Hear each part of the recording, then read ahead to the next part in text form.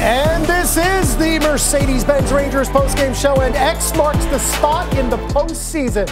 In a season of instant memories and increasing magic, the Rangers get their just reward tonight. Step one, joining the field of 16 in the Stanley Cup playoffs for the first time in 5 years. Welcome inside the Delta MSG studios, everyone. John Giannone, Henrik Lundqvist, Steve Valiquette. 5-1 the final, the Rangers over the Ottawa Senators, and it might have been a fait accompli a while ago when we've been watching what this team has accomplished all season, Hank. But when you look at the numbers, 47, 20, and 6, and 100 points on the season, it is astronomical what has been accomplished so far. What a year. I'm just really happy for the team, for the entire organization. They're back in the playoffs. It's so exciting. I'm sitting here, I'm like, I wish I was there. I mean, it's a great feeling. The guys been working so hard now for months, and there's a lot of games to get to this point, to clinch it at home. I'm sure they're sitting in the locker room now. They're happy, they're relieved, they're in.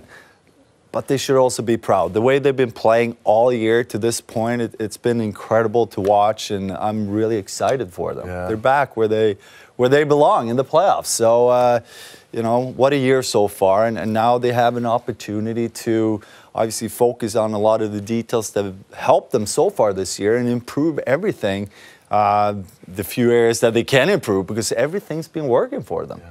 All year long, it's been working. Even when they're not playing great, they're finding ways to win games, and yeah, the numbers are just incredible. And that's really what made tonight such a microcosm of these 47 wins that they've accomplished so far, Steve. It was as though tonight was a representation of everything that's happened this year. Well, don't you think they're in such a good position with not a lot of pressure either? I mean, I think that you're talking about this iteration of the team that a lot of people don't believe in, so it's almost like this team has a chip on their shoulder. And they're out to prove every night that they're an NHL team that deserves to not just be in the playoffs, but contend for a long run here. And I think that a lot of people around the league are surprised by them, don't know enough about them, don't know how to really control them. But look, you look at their last 2 weeks, they've played 8 games, they've lost once in regulation. How are you playing going into the playoffs matters. This is not a team that's skating backwards into the playoffs. No, right? and to your point, I think a lot of people, it's funny, they don't really talk about the Rangers as a contender. I think a lot of people think about the Rangers as a pretty good team with great goaltending. Where have we heard that before? Well, I mean, and that was maybe the picture the first half of the season, but it's not the story now. To your point, they've been playing so well, and they're beating teams in different ways now. Early on, yeah, it was Igor and hanging on in games, and the big guys stepped up, but now you have the entire team making a difference. And I think a lot of teams will be in for a surprise here. Yep. You know, the first couple of rounds in the playoffs. I believe in this team. They're looking really strong. And they're defending well enough to go. Absolutely. They're defending well enough to go a distance. Yeah, and they still have 9 games to go, and that bears mentioning, especially because of who they're going to play.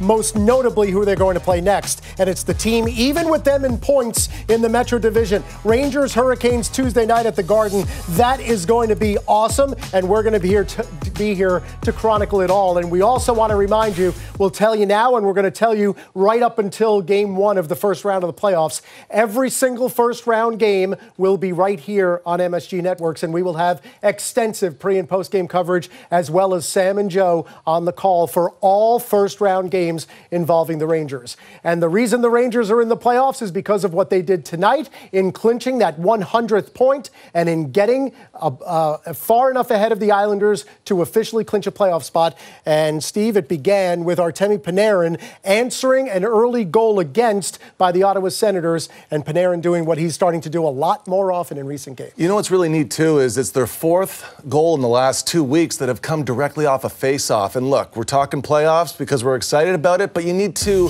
have offense come from unique places in special moments during the playoffs. And this is starting to become a theme where they're winning and then getting into immediate position. So Panarin steps up instead of boxing out and trying to get back. He knows that there's an opportunity there to score, and you just start to get excited, I think, a little bit about, can we score in different ways? 5-on-5, they're scoring more.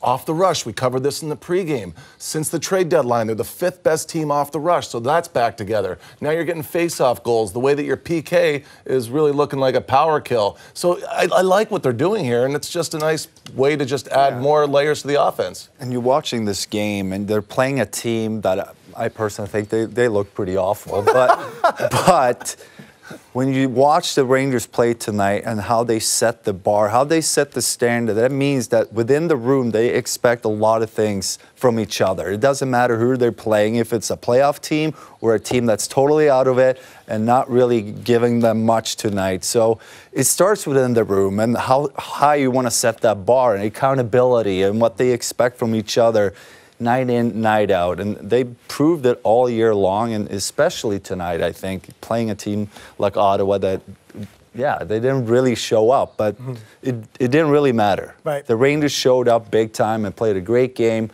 They're back in the playoffs, and yeah, we're excited here. Try wiping the smile off Hank's face right now. No, I love it. Start the countdown. It was 1-1 after one, and in that first period, the shot attempts were 30-5 in favor of the Rangers. We sat here and wondered what the second period would look like. It took less than 7 minutes for the Rangers to exert themselves. And again, Steve, Andrew Copp, who has been a tremendous pickup from Winnipeg at the trade deadline, cashes in again for the Rangers. It's been so seamless for all the players that were acquired at the trade deadline to be able to get in and not just be an impact right away. And you can see it with how they communicate, because Copp, I've said this a lot recently, Shesterkin will make a save and everybody knows the save is being made. So it's let's get up ice as quickly as possible. Let's get set up in the O-zone, and everybody knows how to find their space. Now, Rooney knows that he has to support Panarin here because he's got 2 Ottawa players on him. He does that. He gets it below the goal line. And the first thing is back to the point. Trouba, once again, not dusting it off at the point, but it's quick. Miller keeps it in. Get it back to the quarterback. I want to have it in Panarin's hands. That's why the space opens. But talk about the body language of Copp here.